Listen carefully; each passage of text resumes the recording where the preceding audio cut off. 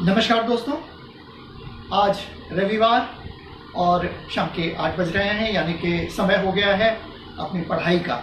जी हाँ, कहते हैं सीखने के लिए कोई भी उम्र कम पड़ जाता है, कोई भी उम्र बेकार नहीं होता, चाहे वो बाल्यावस्था हो, युवा अवस्था हो या वृद्धावस्था हो। सीखना है, अगर सीखना है तो कुछ पढ़ना है। और आज हम फिर से पढ़ाई लेकर शुरू हो गए हैं, क्योंकि आयु रतन आपको पढ़ा रहा है, आपको बता रहा है कि आने वाले समय में।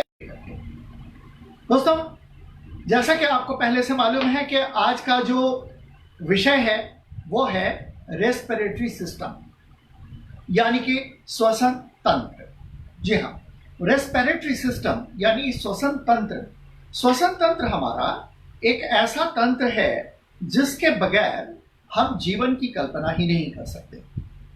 कहते हैं कि जब तक सांस है तब तक आस है, यानी कि सांस अगर चल रही है तो हम जीवित हैं, अगर सांस बंद तो हम मृत हैं, जिसका कोई महत्व नहीं होता, क्योंकि मर जाने के बाद अपने भी उसे जल्द से जल्द अलग कर देते हैं।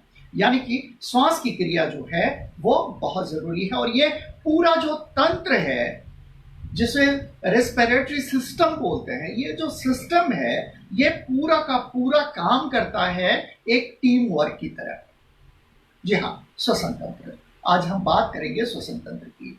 और आज का जो सब्जेक्ट है, आज का जो टॉपिक है, इसको करने के पीछे सिर्फ एक ही कारण है। कारण यह है कि अब ठंड शुरू होने वाली है। जी हाँ दोस्तों, ये अक्टूबर माह खत्म होगा, नवंबर और दिसंबर ठंडे का मौसम हो जाता है, और इसमें श्वसन तंत्र से जुड़ी हुई बीमारियां निकल आती हैं। और ये बीमारियां जो है ये परेशान करती हैं। अगर आपको पहले से अगर ये नॉलेज होगा कि श्वसन तंत्र से जुड़ी हुई जो तकलीफें होती हैं वो क्या क्या होती हैं, उसका समाधान कैसे होगा, और आयु रतन उसके लिए कैसे तैयार है। आयु रतन तैयार यानी कि आप तैयार। चलिए आपकी तैयारी शुरू करता हूं अब श्वसन तंत्र के साथ, यानी कि रेस्पिरेटरी सिस्टम।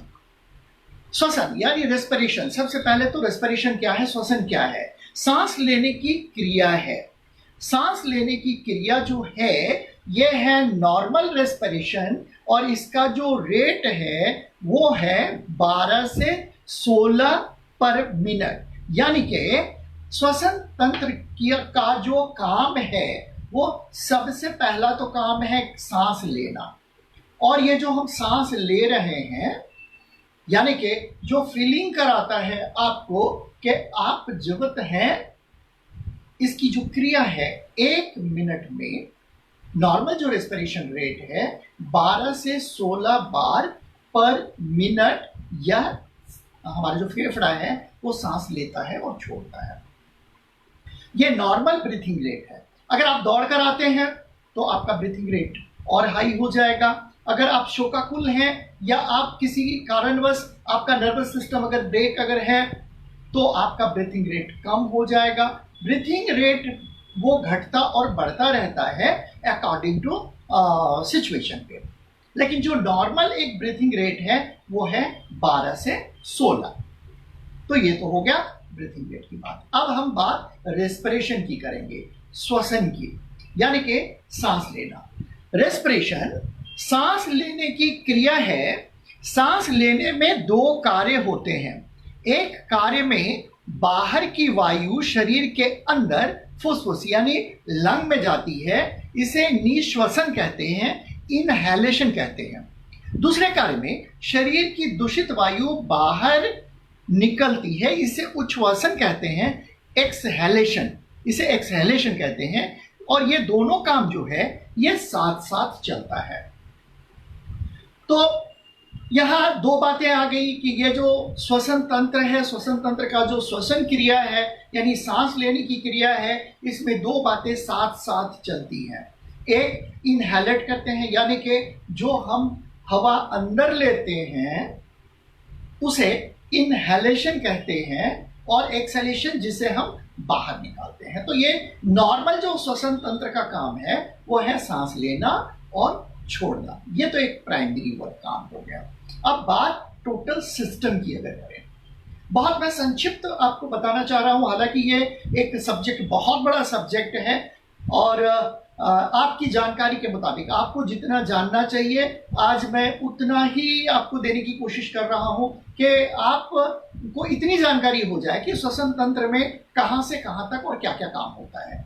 तो अभी मैंने दो बातें कही, मैंने बताई कि इनहेलेशन जो सांस लेते हैं, एक्सहेलेशन जो हम छोड़ते हैं, तो ये तो दो क्रिया एक साथ हो गई और नॉर्मल रेट जो होता है वो 12 से 16 होता है। आइए अब रेस्पिरेटरी सिस्टम की बात करें। इस सिस्टम में जैसा कि सिस्टम है, सिस्टम में कई सारी चीजें काम करती हैं। ये रेस्पिरेशन का काम है सांस लेना और छोड़ना। इसमें नेसल कैविटी आता है और लंग का काम है, लंग मतलब फुसफुस, हमारे फेफड़े का बहुत ज्यादा काम है। तो रेस्पिरेटरी सिस्टम में सीरीज ऑफ ऑर्गन है, इसमें कई सारे ऑर्गन इसमें इन्वॉल्व होते हैं। बाहर के वातावरण में जो वायु होती है, जो हवा होती है, उसमें से हमारा जो तंत्र है वो सिर्फ ऑक्सीजन को ही लेता है और ये जो गैसियस एक्सचेंज होता है हमारी बॉडी के अंदर, और जब ये निकलता है तो ये कार्बन डाइऑक्साइड के रूप में निकलता है।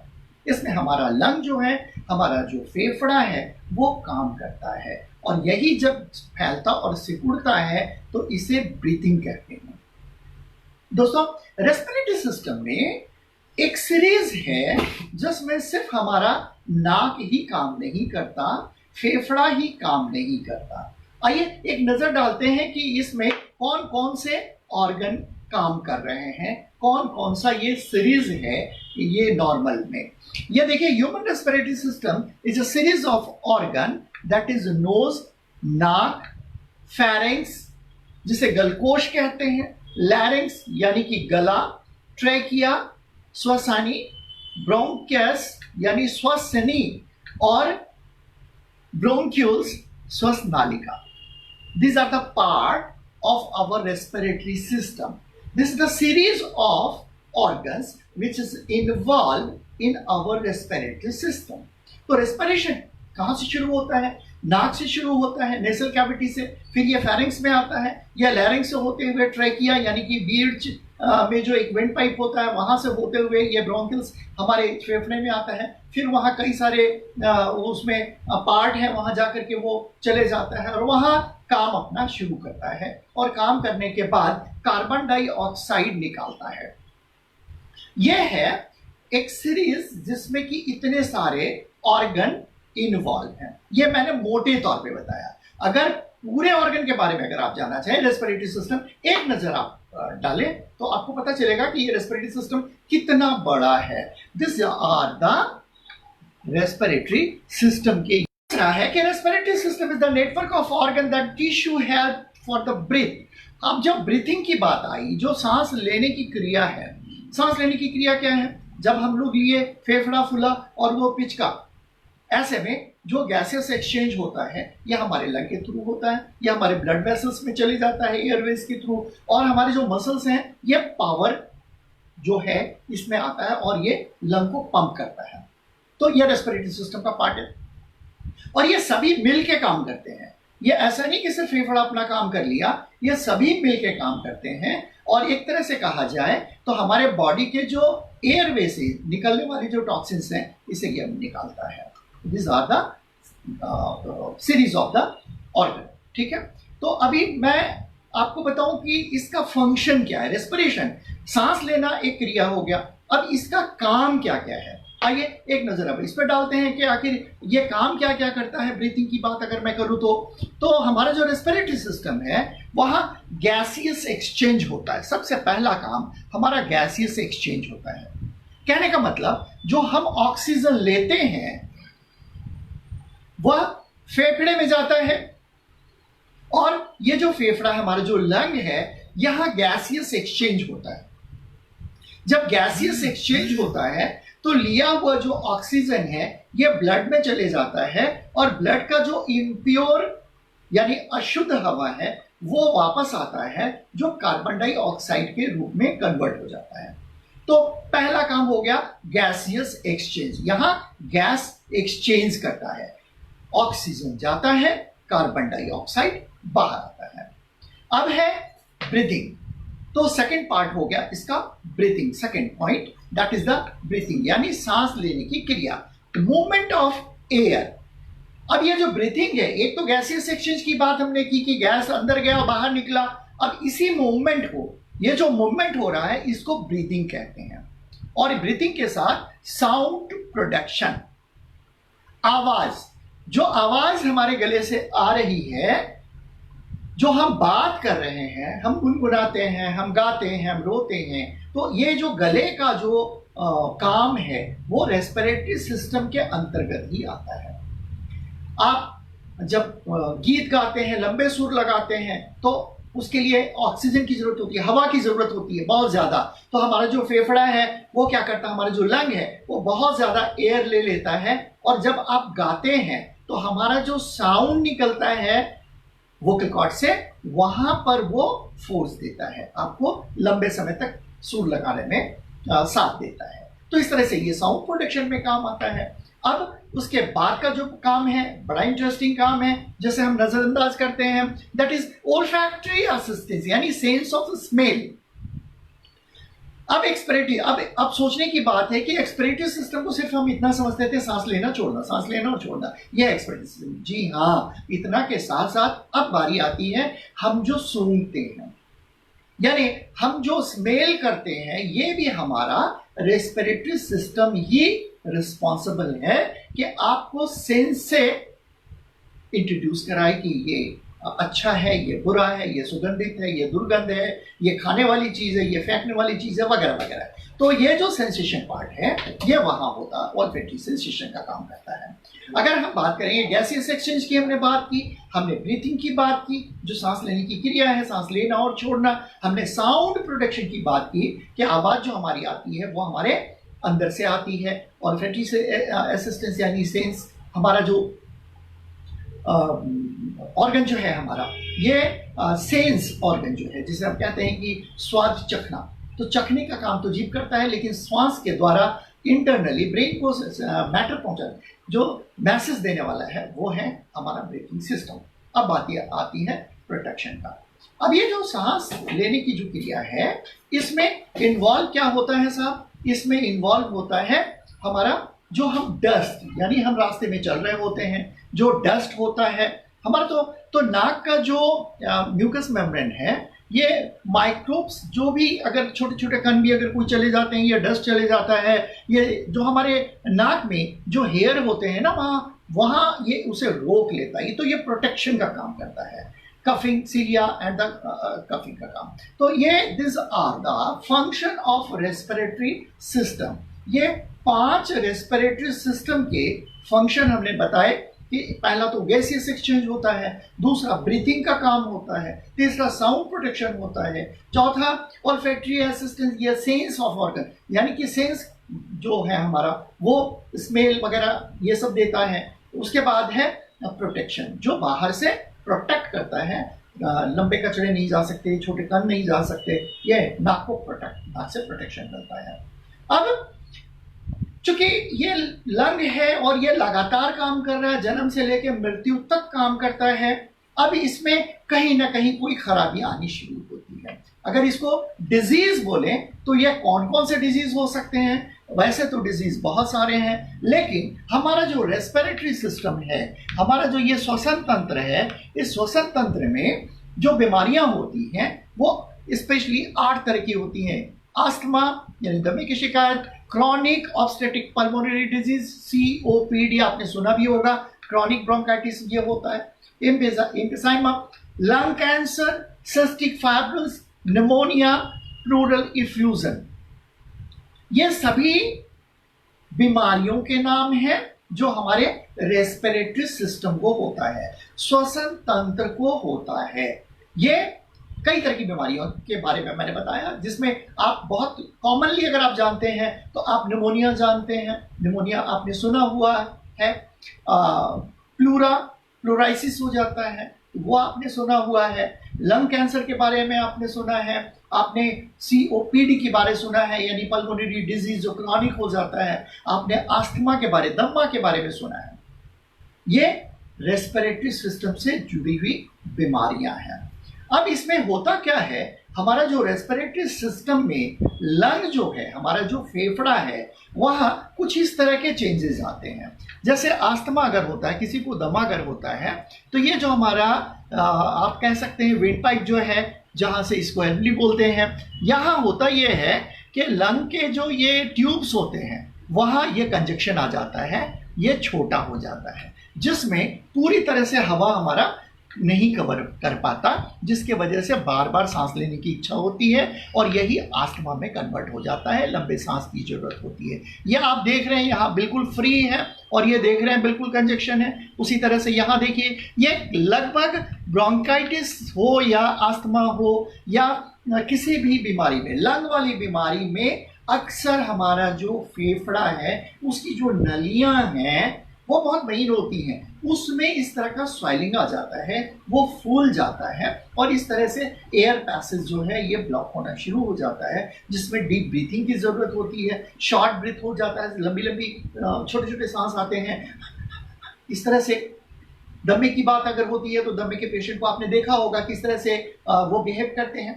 तो ये सारे के सारे लंग से जुड़ी हुई तकलीफें हैं और इन सबों में जितनी भी बीमारियां हैं उसमें से एक बीमारी बड़ा कॉमन है, क्योंकि ये सारे सिम्टम में ये जो चीज अब मैं बताने वाला हूं ये कॉमन है।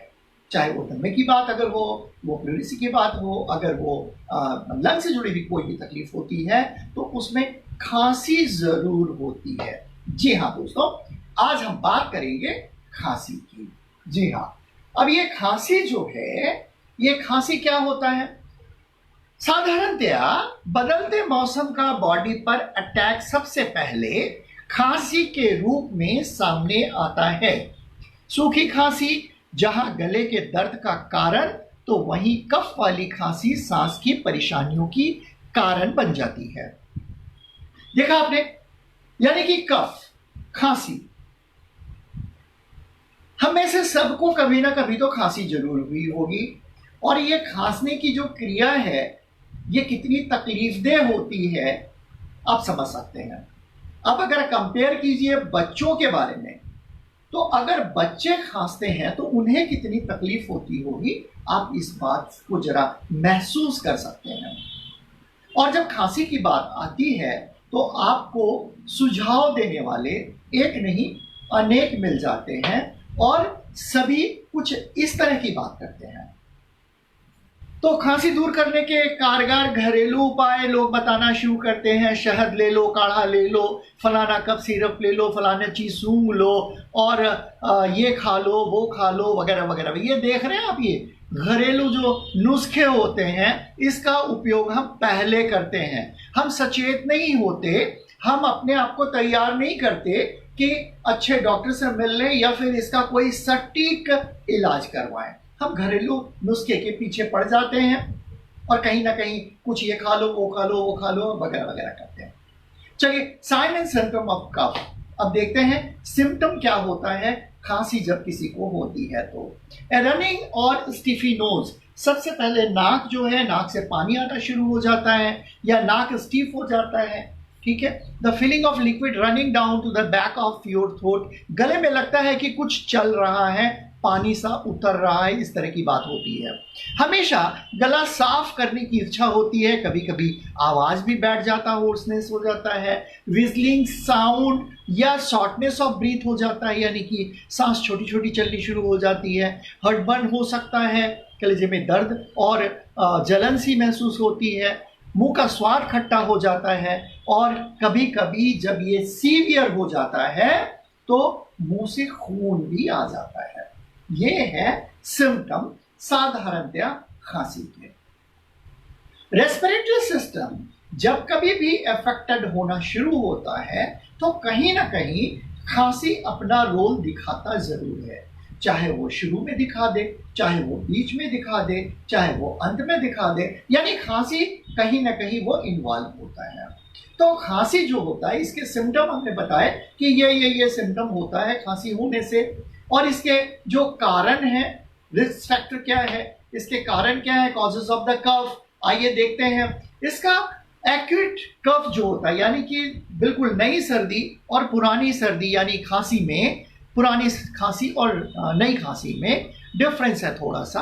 Common causes of the acute, जो नई खांसी होती है उसमें इन्फ्लुएंजा कोई ना कोई फ्लू काम कर जाता है, और इनहेलिंग एंड इरिटेंट होता है such as the dust chemical और foreign body, pneumonia, whooping cough, acute bronchitis, sinus infection. ये जो रिस्क है, ये जो रिस्क फैक्टर वाली बात अगर मैं करूं तो खांसी के ये सारे कारण है। डस्ट जा रहा है, केमिकल जा रहा है, कोई फ्लू हो गया, कोई वायरस चले गया, इस तरह से कई जो कारण है, ये कारण है खांसी के। साधारणतया बदलते मौसम में हमें खांसी का एहसास जरूर होता है। अब ये क्रॉनिक बात अगर मैं करूं, अगर ये खांसी पुरानी हो जाती है किसी को, तो खांसी दो भागों में बट गई। एक तो नई खांसी जिसका कारण मैंने बताया, दूसरी खांसी है जो है वो पुरानी खांसी। इसमें एलर्जी हो सकता है, अस्थमा की शिकायत हो सकती है, दमे की शिकायत हो सकती है, गैस्ट्रोएसोफेगल रिफ्लेक्स डिजीज, यानी कि हमारे जो खाने वाली जो नली है वो और श्वसन तंत्र वाली नली, ये दोनों के रिफ्लेक्शन में कहीं ना कहीं कोई गड़बड़ होता है तो खांसी आती है। ठीक है। पोस्ट नेसल ड्रिप, नाक में अगर कहीं कोई गड़बड़ी हो जाती है तो ये लंबे समय तक खांसी चलती है। क्रॉनिक ब्रोंकाइटिस, अगर आपको पुरानी ब्रोंकाइटिस है, खांसी की ये एक रूप है हमारे लंग का, तो ये जो है कारण होता है। और पुरानी खांसी का और एक कारण होता है, वो होता है तंबाकू, स्मोक, ये एक बहुत बड़ा कारण होता है। ये जरूरी नहीं है कि आप सिगरेट पिए तो ही आपको खांसी होगी। अगर किसी सिगरेट पीने वाले के साथ अगर आप हमेशा रहते हैं तो सतर्क हो जाइए, क्योंकि आपका लंग भी कहीं ना कहीं अफेक्टेड हो रहा है। बच्चों को हमेशा धुएं वाले जगह से अलग रखना चाहिए ताकि उनका लंग इन्फेक्ट ना करे। जैसे हम रोड में चलते हैं तो आज मास्क लगाना शुरू किए तो थोड़ा सा अवेयर हो गए कि भाई धूल कण नहीं अंदर जा रहा है, जो कार्बन डाइऑक्साइड, कार्बन मोनोऑक्साइड या फिर गाड़ी से निकलने वाली जितनी भी जहरीले जो गैसेस हैं वो नहीं जा रहा, क्योंकि हम मास्क लगा रहे हैं। तो मास्क लगाना एक प्राइमरी कंडीशन हो गया कि अब आप घर से जब भी निकले तो आप में इतनी चेतना आ जानी चाहिए कि हमेशा मास्क लगा करके आप घर से निकलें। तो ये कॉमन जो पुरानी खांसी है उसके ये कारण थे। क्या एलर्जी हो सकता है, अस्थमा की शिकायत हो सकती है, दमे की शिकायत हो सकती है, गैस्ट्रोइंटेस्टाइनल प्रॉब्लम में भी कई बार रिफ्लेक्शन आता है तो वहाँ खांसी होती है, नाक में अगर कोई साइनस वगैरह अगर बढ़ जाता है तो होता है, स्मोकिंग है उसके कारण भी होता है। ये पुरानी खांसी यानी कि लंबे समय तक खांसी अगर चल रही है तो इस कंडीशन में व्हाट शुड आई डू, तो हमें क्या करना चाहिए, ये एक बड़ा मुद्दा है कि व्हाट शुड आई डू, क्या करना चाहिए। बात आयु रतन की, आयु रतन तैयार है इसके लिए, आपको तैयार कर रहा है कि अगर इस तरह के मरीज अगर आपको मिलते हैं, इस तरह के लोग अगर आपको मिलते हैं तो आप उनकी समस्या का समाधान कर सकते हैं। आयु रतन अपना काम करता है।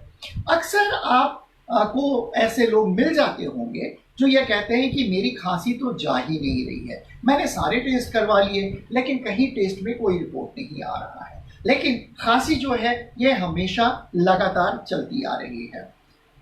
कोई 5 वर्षों का अपना हिस्ट्री बताता है, यानी कि that is called the chronic cough. Acute case वो होता है जो नई खांसी होती है, खांसी हुई 2-3 दिन में आपने घरेलू नुस्खे कुछ अपना लिए और वो खत्म हो गया, इस तरह से। तो नई खांसी और पुरानी खांसी की बात अगर करें, ये दोनों में आयु रतन का जो उत्पाद है जो मैं अब बताने जा रहा हूं ये बहुत ही कारगर है। आइए देखते हैं क्या है वो प्रोडक्ट है कफ केयर। जी हाँ दोस्तों, कफ केयर, आयु रतन का कफ केयर 100% नेचुरल आयु रतन है। जहां तंदुरुस्ती है वहां हम ये कहते हैं अगर आयु रतन का प्रोडक्ट आपके पास है तो आप तंदुरुस्त रहेंगे, इसका वादा है आयु रतन का। तो कफ केयर की बात आज हम करें। ये एंडच with honey and dry irritating cough, ये सूखी खांसी हो या फिर एलर्जेटिक कफ हो, या दोनों जगह काम करता है। आइए आगे देखते हैं दोस्तों।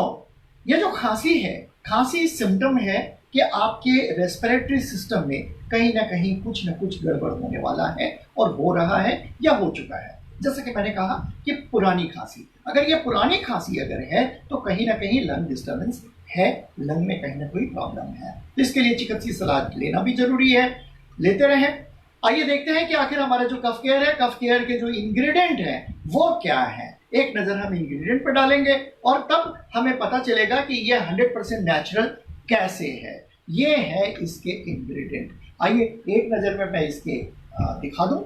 यह है मुलेठी, जो अक्सर आप बाजार में देखते होंगे। मुलेठी का प्रयोग आपने कभी ना कभी किया होगा। यह है बहेड़ा, ये वसाख, यह है तुलसी, ये कंटकरी है और ये काकड़ा सिंघी है। ये जो आप हर्ब्स देख रहे हैं, that herbs are very useful for the cough curing. यह है रिखांड, दूसरा है पिपली, दालचीनी, सोंठ, गोल मिर्च, हनी। हनी को बेस बनाया गया है और हनी से रिलेटेड है।